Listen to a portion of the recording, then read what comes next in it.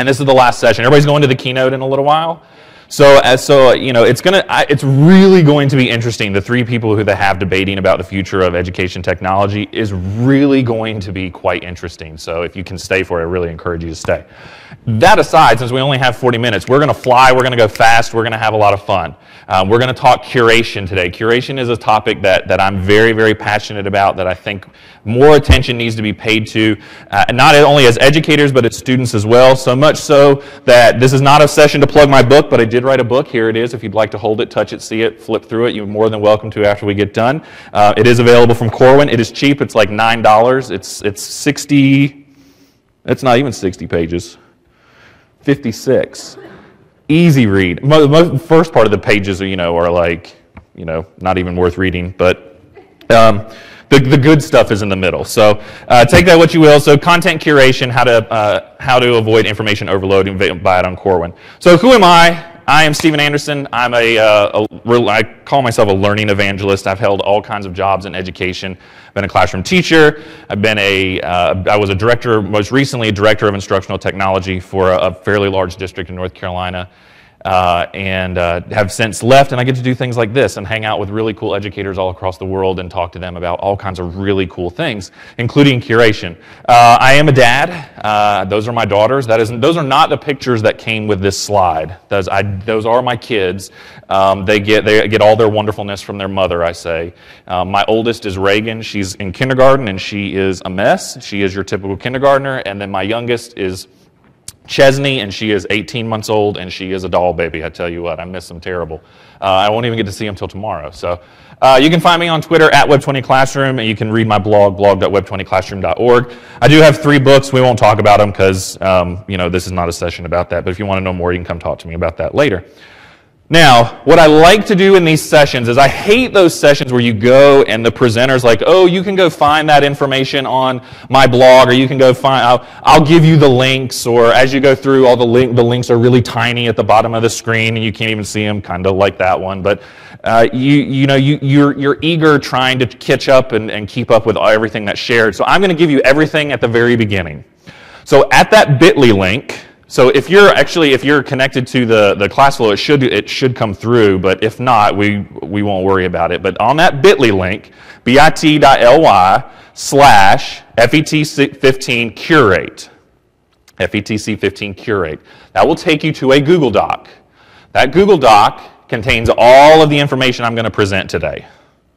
All the links to all the images, all of the resources, all of the applications I'm going to talk about. It has additional information that I can't fit into the talks. When we talk about information literacy, I have a lot of resources in there about information literacy that I just can't fit in. So bit.ly/FETC15 curate. And we'll put 222BS. I didn't pick it, it picked it for me. 222BS. So everybody got that link?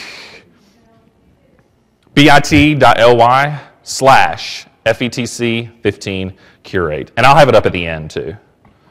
But the other thing about that Google Doc, it's editable. So if you have something you can share, you can leave a comment.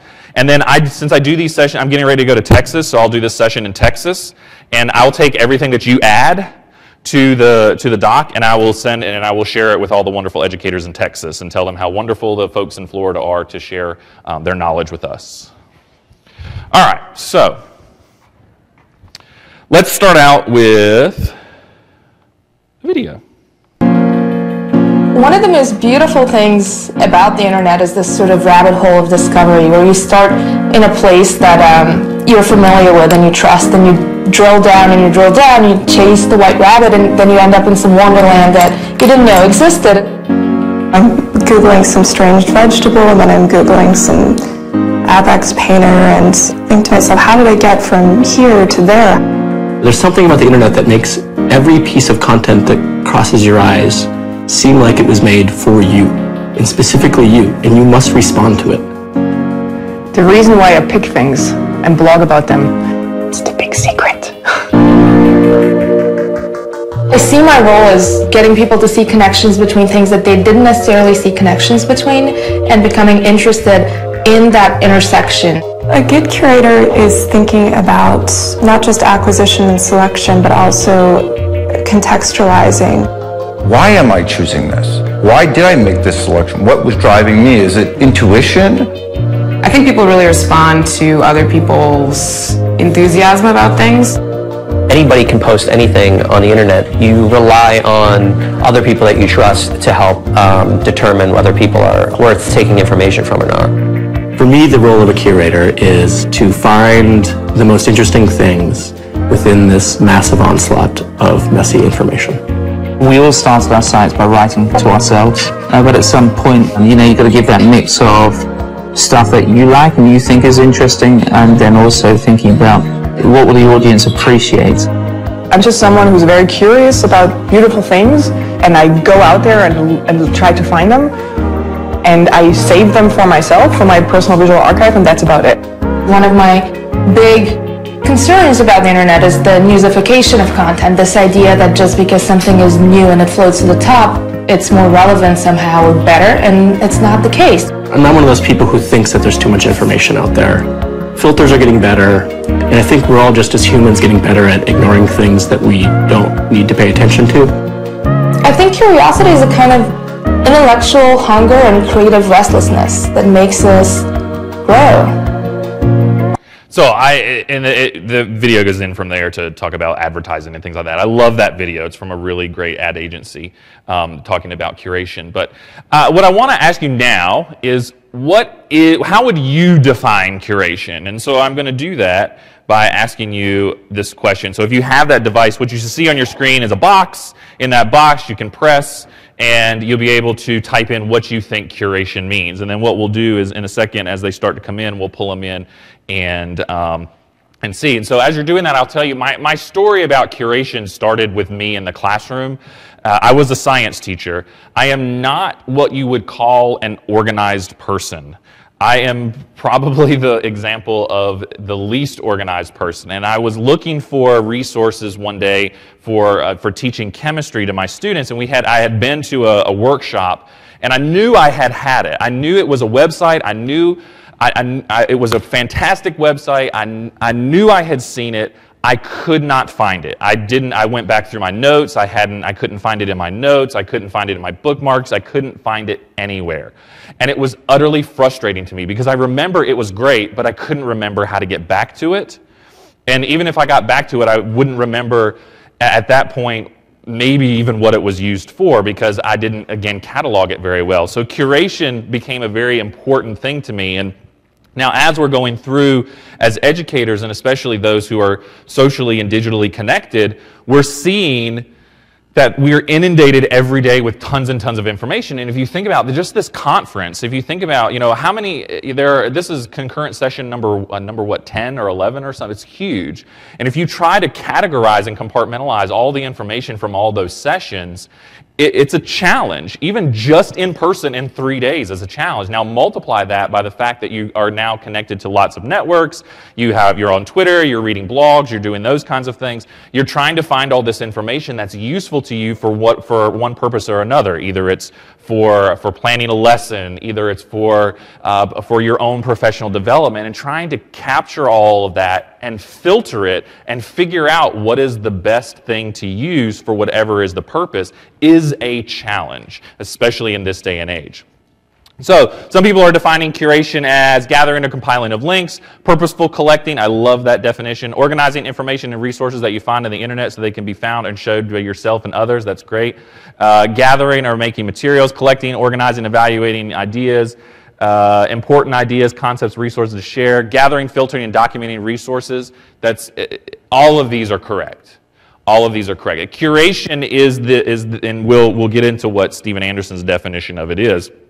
But curation is this act of collecting and organizing and vetting and sharing of information. And you think about it like a museum curator. So imagine the Smithsonian. So I love Washington, D.C. I'm a huge history person. I love going to the Smithsonian museums because there's just so much to learn there. And imagine if all of the items that the Smithsonian had collected, they never put on display. So you know that there's behind these walls, there's all these great objects pertaining to American history or to art or to, to whatever, to natural history. You can't see them because they've collected them and they say, nope, we're going to hoard them, we're going to store them, we're going to hold on to them, but you can't see them. Imagine if that were the case. We as educators do that with our resources and our knowledge a lot of times. We're collecting a lot of information, and not on purpose most of the time. We're not actively sharing that knowledge of the information that we're curating. And so the idea of curation is just like that of a museum curator, in that we're collecting a lot of information, but the key is we're doing it purposefully. You'll be hard-pressed to find a curator that's just randomly going out and gathering up information to put in their museum. They have a purpose for it. They have a new exhibit they want to put on. They have a new story that they want to tell.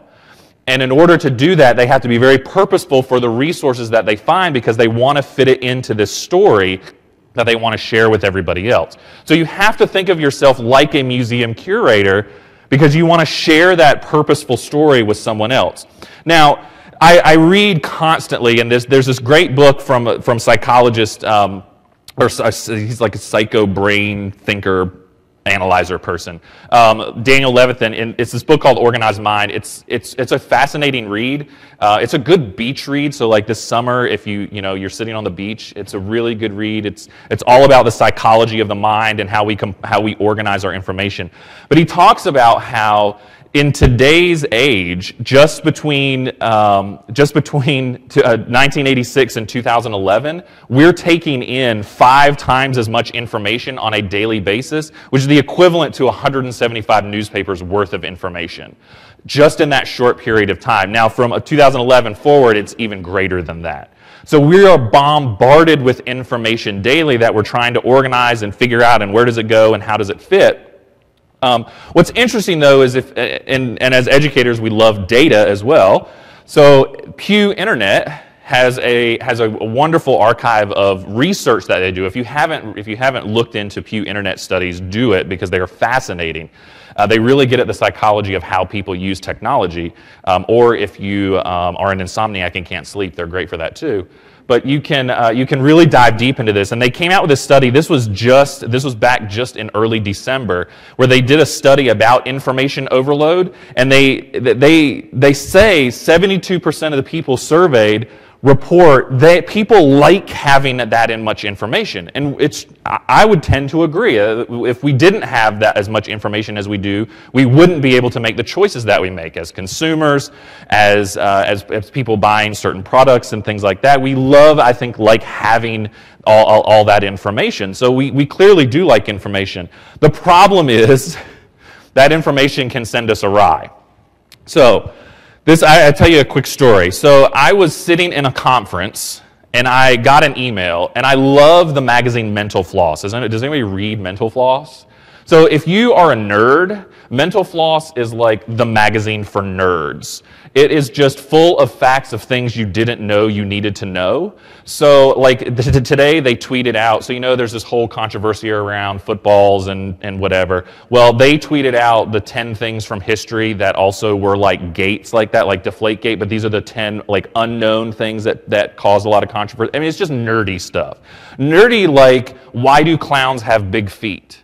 So I get an email from them every day, and it has these unique things like, where did zip codes come from? And things like you would never need to know unless you were in trivia.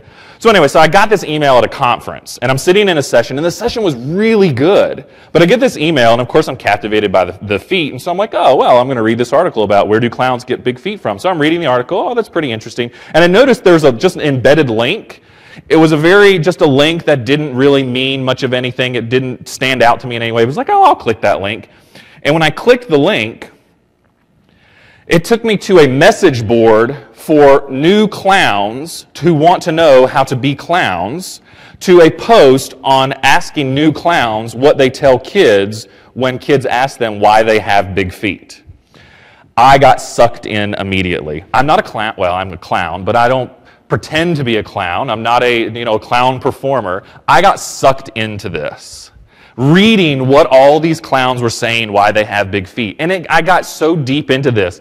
I even got further into this, that this not only is this just a message board for new clowns, it is a full-blown archive, an active posting of anything and everything you ever wanted to know about how to be a clown. It is this lively community of people sharing. My point to all this is I did exactly what they said in the video. Is I was in a session and I got sidetracked. I have no idea what I'm going to do with this new knowledge related to clowns. I know what this website is. I know where to go. I know who I need to know to ask if I need questions about being a clown. But it's so easy to fall in that rabbit hole of discovery that when you set out to start looking for information for a topic, you can get sidetracked. Yeah, you can find some really great stuff. But if you don't know how to get back out and to find exactly where you need to go, and sometimes you don't have time to fall down the rabbit hole, sometimes you need to go directly to where the information is. So having the skills necessary to go to where the information you need, to go directly to where the information you need is key. Now, my definition for curation is the art or the act of collecting, vetting, organizing, and sharing any type of resource. So someone in their definition said internet resources. That is perfectly true, but it's all resources, not just internet-based resources. You're curating and collecting all kinds of things. Most of it is going to be digital. And when you think about students as well, most of the information that they're going to curate is digital too, but we can't not consider the non-digital resources, books, interviews, music, things like that. So first, finding and locating information. The art and act of finding the best information is actually becoming a lot easier, even though we're inundated with information all the time. We have many more places to go to find the information that we need than we did 3, 5, 10, 20 years ago. I left the classroom as a classroom teacher 6 years ago. I was a terrible teacher. I was the kind of teacher that I trained teachers not to be. It's seriously, had I known now what I knew then, I would have been 1,000 times better. I was that kind of teacher who I let the textbook teach for me. Now my kids had fun. I admit I'd like to think I was a fun teacher. We had a lot of fun. It was science. We did a lot of experiments. But honestly, I relied too much on the resources presented to me in my book and then preached that as gospel back to my students. I didn't do what I tell teachers to do now in going and finding the best places, the best information to create authentic learning for your students. And with finding and locating information too, it's not just teachers, it's helping students do the same. Where do students, when you give students a project and you say, okay, we want you to write about elements of the periodic table, that little kid sits in front of that computer and types in Google and gets to that box, that flashing cursor, and types in elements of the periodic table, link 1, link 2, link 3. They don't know because we haven't done a good job of teaching them where their information comes from and how to vet their information. So finding and locating the best information is wildly important. The second place, organizing that information. You can find it all day long, but if you have no place to put it and no way to organize it, you're going to lose that. You're going to be just like me and lose that good information. But organizing that information, there's also an intermediary step of information literacy that we're going to talk a little bit about. And then lastly, the last and I think most important step is sharing that information. If you're not sharing the information, if you're not letting that information be public and letting what you're curating and letting it let other people have access to that knowledge, then what's the point in actually collecting it? That knowledge is inherently a shared activity, and we all learn, I think, best from each other. And so sharing is a huge part of the curation process. All right, so let's look at finding and locating information. So I get asked all the time, where do you find the best stuff? Now, clearly you could do a Google search. If you're searching for information for your classroom or you're looking for an idea for a lesson plan, a lot of people they'll sit down and they'll start doing a search. You may have a favorite place that you go. You may have a favorite application that you use to search that. That's fine. But there are some really key places that you should be using for not only your lesson plan, bless you, not only your lessons that you're planning, but also for your own professional learning. There are a few key places that you need to go. The first, I love, there are 3 social media places that I really like to tout. Obviously, I'm not going to stand here and preach the gospel about Twitter. If you haven't been to a Twitter session or haven't bought into the idea of Twitter, you're probably not going to. It's great, get on it, moving on. The second one, blogs. I love blogs. I'll talk in a second where to find the best blogs. So if you're not reading, and I'm not talking about writing blogs. We can talk about writing blogs later on. I do that in another session. Talking about reading blogs. If you're not reading education blogs on a daily basis, you're missing out on the things that are coming in ed. So, I stood in front of a group yesterday and told them that I think the flipped classroom is the worst idea that's ever hit education. I said it, I own it, I'll be happy to talk to you about it. But I've been hearing about flipped classroom, and those people who have been reading blogs have been hearing about flipped classroom for the last almost 6 years. It's been out there that long. It's just now gone mainstream. So you hear the things that people are doing and thinking and saying before it gets down onto the floor down there, before it gets up here onto these stages. You hear about them first. So if you're not reading blogs and you're not seeing what other educators in your profession are doing, you're missing out a huge piece of information. I'll show you a place to go to get that. And then the key one, if you don't take anything else out of this session, take away this. You need to make time this weekend, take 10 minutes, promise me you'll take 10 minutes, and you will go to edweb.net and you will look at their calendar of upcoming webinars and sign up for one.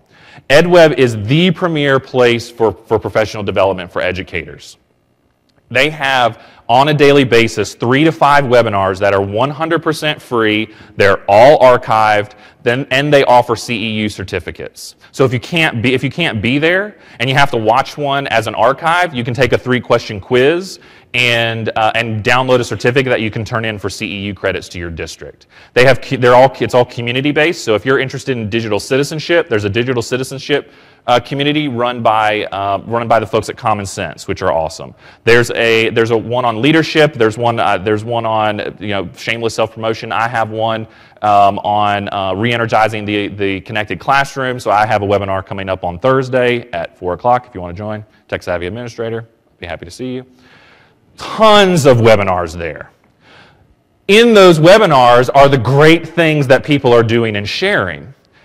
The benefit at EdWeb, they hand you all the slides, they hand you all the resources right when you get done with the session, so you have it all right there and you can go back to it. So if you don't take anything else away, take away EdWeb. It's a fantastic, fabulous resource. I love EdWeb. Now, blogs. So there are lots of interesting places to find blogs. There are lots of places where you can go to look at blogs. And people ask all the time, how do I find the best blogs? Where can I go to find the best blogs? There is a list called the Teach 100. Has anybody heard of this list? So I don't pay attention to the ranking. I think the ranking is, it is what it is. What I pay attention to are the blogs that are on it. And so I can safely say I easily read most of the top 100 blogs, not on a daily basis, but because they're not all published on a daily basis. But I read most of them. And you should too. There's lots of great stuff there. There's one probably in the top 10 that everybody's heard of, Free Tech for Teachers. Everybody heard of Richard Burns' blog? It's an amazing resource. It's on there. But there's some other great ones in there. If you're not reading Mind Shift, which is from KQED out in San Francisco, that is a fascinating blog that really gets at the psychology of education and the brain science behind teaching. It's very, very fascinating. And a lot of great practical stuff for the classroom. Edudemic is another good technology-based one. So there's tons of these blogs on there. So you just spend a little bit of time going through, spend a couple minutes each day looking through, and you do it like anything else you would do in your life when you come across information. You glance at it and you say, yeah, this is going to be great for me. I need to come back, or no, I'm going to toss it aside, and I'll know that it's there, and if I want to come back, I can come back to it.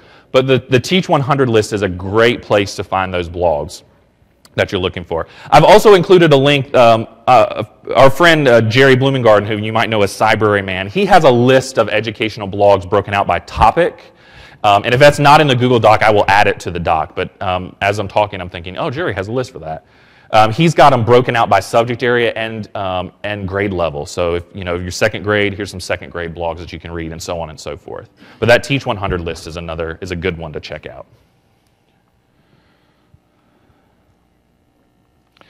Hashtags, I won't go on about Twitter, but hashtags are another great place to find good information.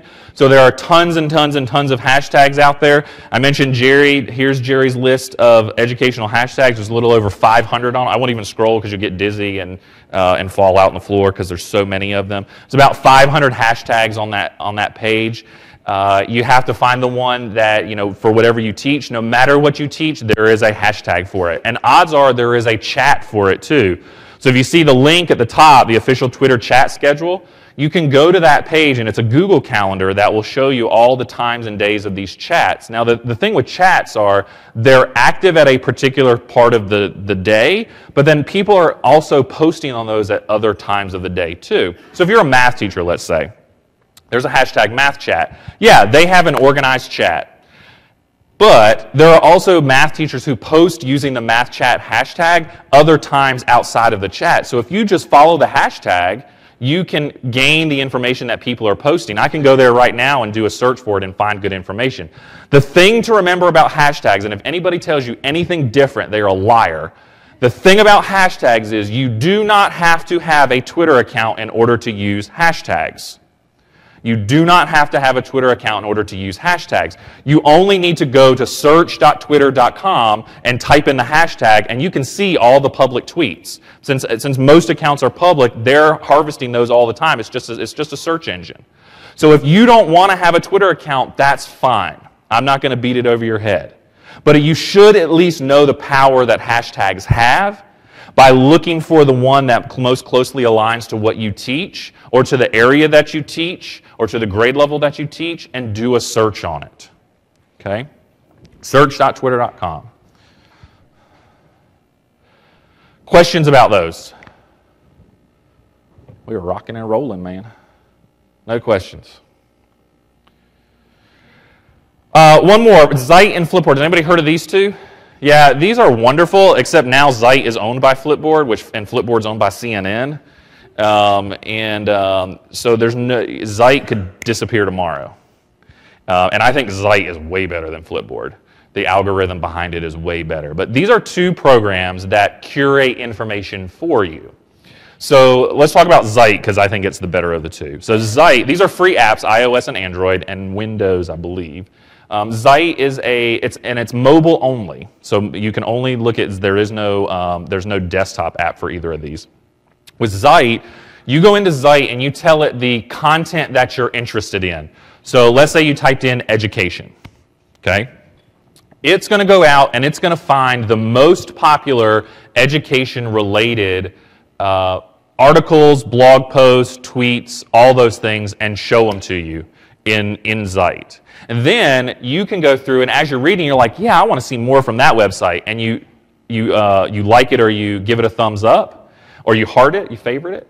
And then you're like, no, this one doesn't work for me. That happens a lot. I get some stuff from the UK that I'm like, I don't need to read what The Guardian says about education. I'll thumbs it down. And then it won't come in. And then you really get a customized feed of information. So you can really customize. I have search terms in there for like professional development, instructional technology, leadership, all sorts of things.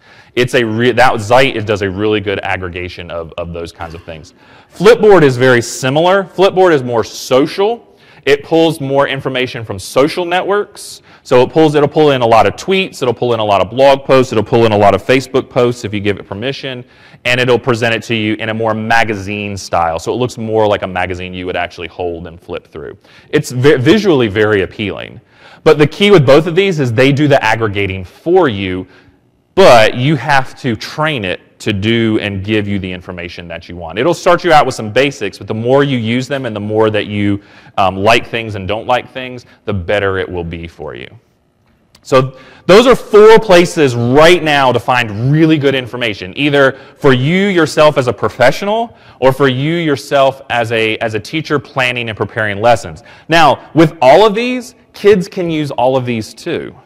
These are great places for kids to find information. A lot of time, kids don't realize that a lot of information does not have to come from the static web page that hasn't been updated since 1987. There is a lot of good social information, real-time information that's out there. I talk a lot about the real-time web and how the real-time web can be used in the classroom for data and for analytics and things like that. People forget that using something like Twitter during a natural disaster or during a political event or during a speech like the State of the Union can be just as valuable a resource during or right after the event as just reading the text from the event or reading a synopsis of the event.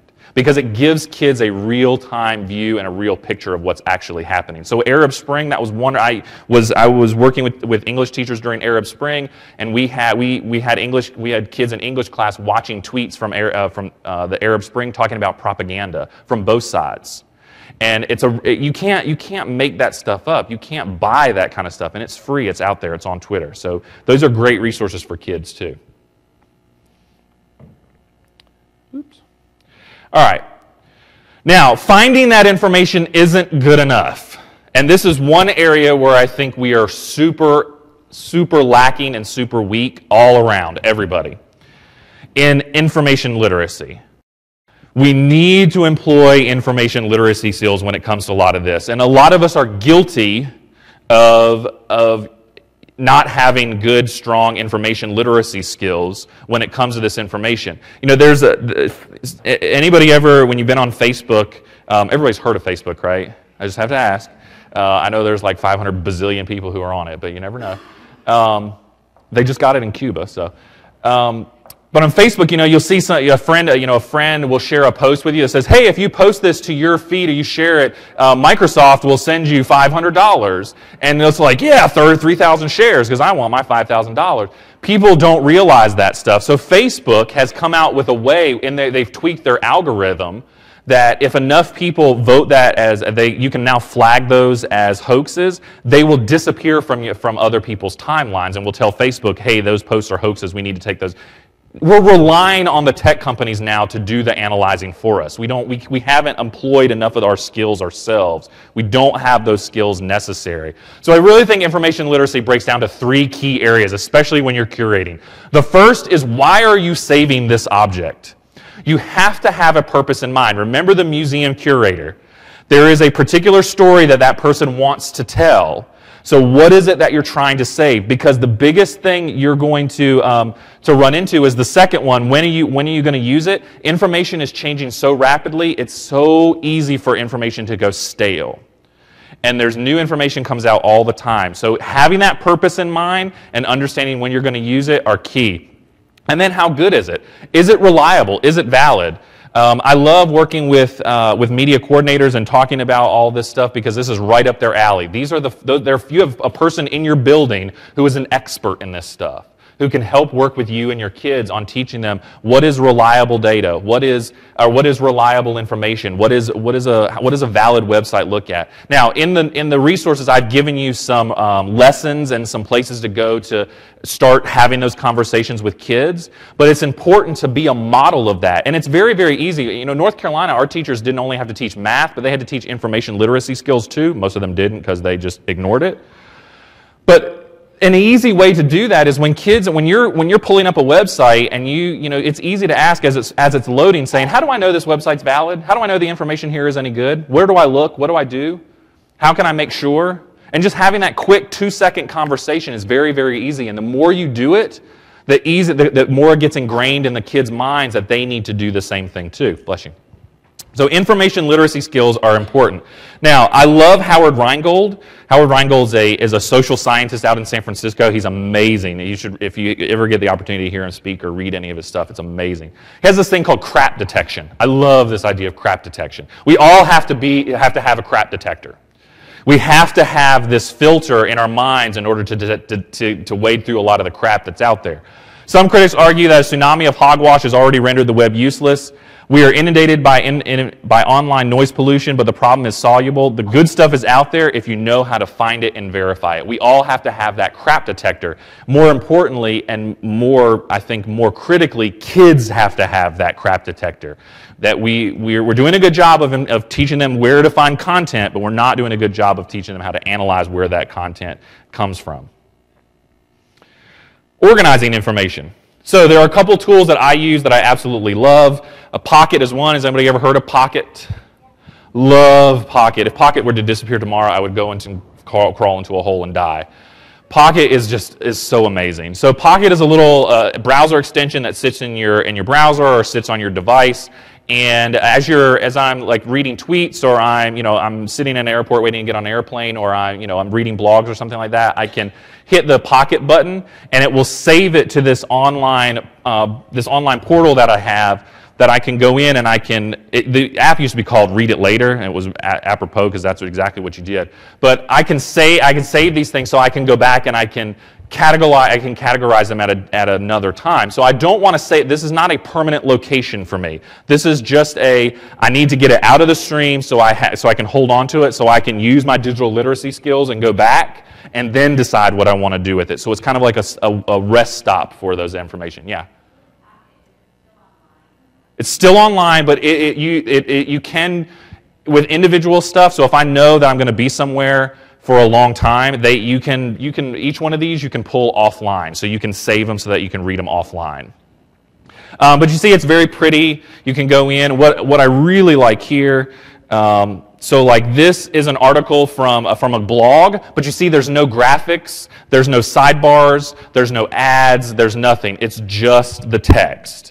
And so it really gives a much clearer picture. Now, there are apps that you can do that on the web. Clearly from Evernote is one, but I love this because I don't have to, it filters out the junk for me. Then from there, I can decide what I want to do with the information that I have.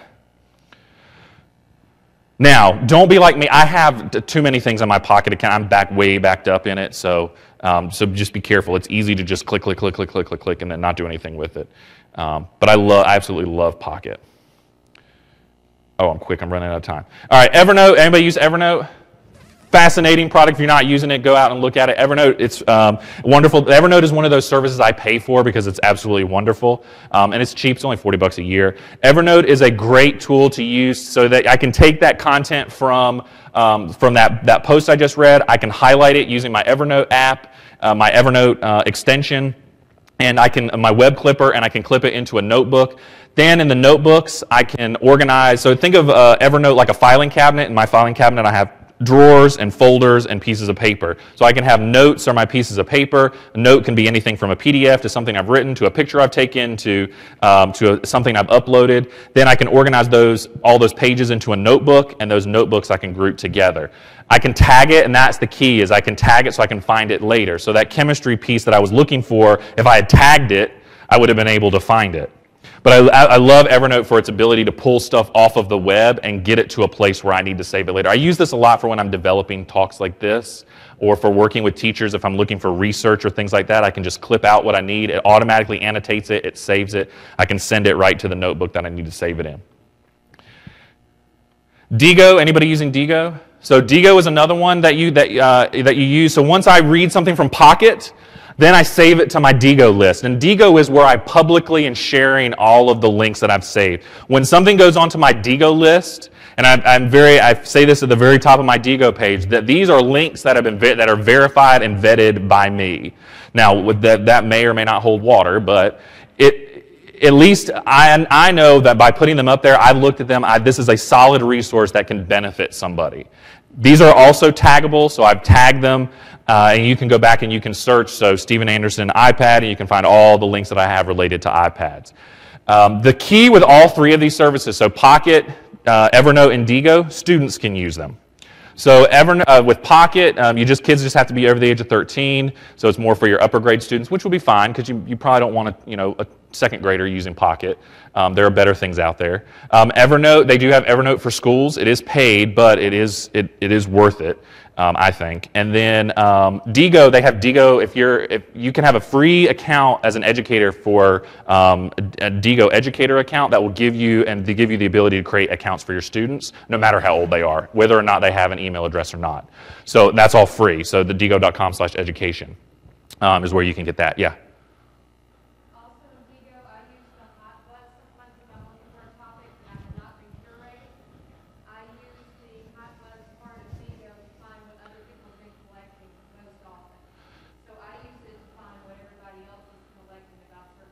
Yeah, so just for the recording, so there's a place you can go to see what other people are highlighting, the stuff that saved the most. A great place to discover new information as well. There's lots of other tools in Digo as well that people like, highlighters and things, sticky notes and things like that. But check out the free educator accounts. Definitely great for kids. And the last thing, the sharing piece. I don't have any specific tools for sharing. Why? Because they all have sharing built in.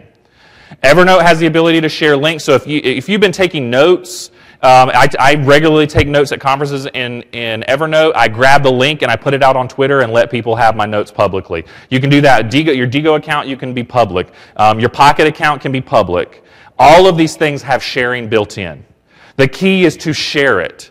Post it somewhere. Let somebody know that it's out there. Share that information with somebody, because again, it's just like that curator. If you're gathering all these information, all this great information that could possibly benefit me, and you've already done the work, I want to see what you've done because I want to give you credit, but I also want to build upon that knowledge too. So make sure you're sharing that information. So, right on time, this is the link, bit.ly/FETC15 curate. That is where all the resources are. I'll go back through and I'll make sure I put in the things I said I was going to put in. Somebody will keep me honest, probably Jamie or somebody will keep me honest on that. So on that sheet is my contact information. If you want to get in touch, if you want to, say, hey, you should talk about this, or any feedback or anything, I think they'll do there's an evaluation they want you to fill out. But if you want, feel free to get in touch with me. My email address is on there. I may not get back to you right away, but I will eventually get back to you. You can reach me on Twitter at Web20Classroom. And I hope that you go and enjoy. If you're going to the keynote, I really honestly think this is going to be one of the better keynotes because of the lineup that they have. It's really going to be interesting seeing Governor Wise against Adam Bello, which are two fascinating people and fascinating speakers. And I will be honest, I don't know the person. I can't remember who's in the middle, but it's going to be really, really interesting. So if you get a chance to go see that, definitely go check it out. Thank you, and I hope you have a wonderful and safe journey home.